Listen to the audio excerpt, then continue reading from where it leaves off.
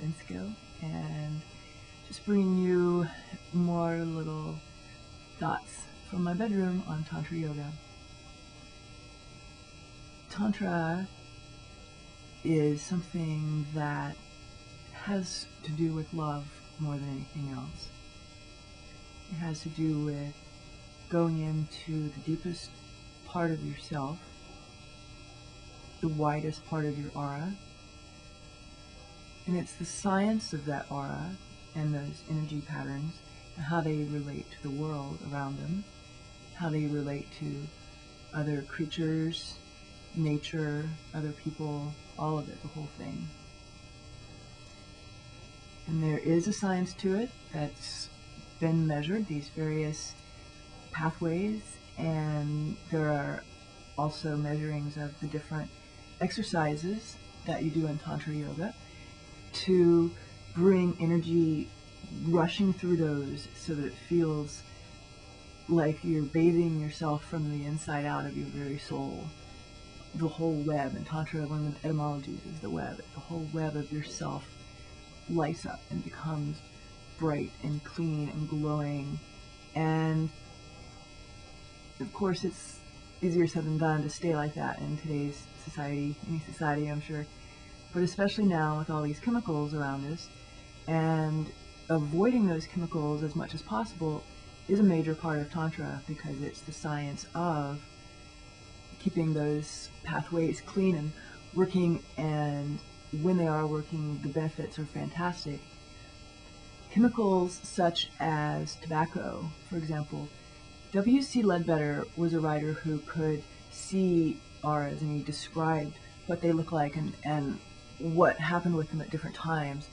And he said that tobacco would just tear apart all the layers of the aura, and the different levels could not communicate.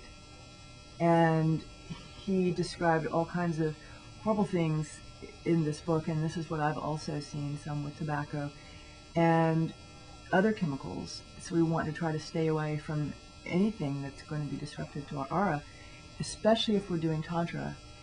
If you're doing Tantra and you're around too many of those chemicals, you may want to do a cleanse. Spend as much time as you can outside. Wash yourself with sea salt water. Burn sage in your room.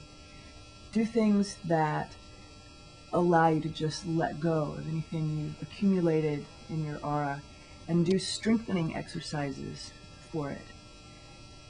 Draw in energy just consciously by noticing what you're around. Or if you're eating food, be conscious of that food, where it came from, where its spirit came from, and let that come into you. And if it's the sunshine, be conscious of the sunshine as consciousness. Draw it into you with prana, the life force energy. Draw that in. Hold it in. Be conscious of what's out, what's in, and the relationship between the two. And you're developing a resonance between you and everything else that you want to develop a resonance with. The things that are nurturing you, you want to be vibrating with those things. That's a form of digestion. That's empathy digestion, and it actually physically affects your processing of all these things. When these things are processed through, and you can avoid as many as you can, your aura becomes more clear and clean and bright and more easy to see through, so that you're seeing less of the confusion of this broken up life force of chemtrails, for example. They really break up people's auras.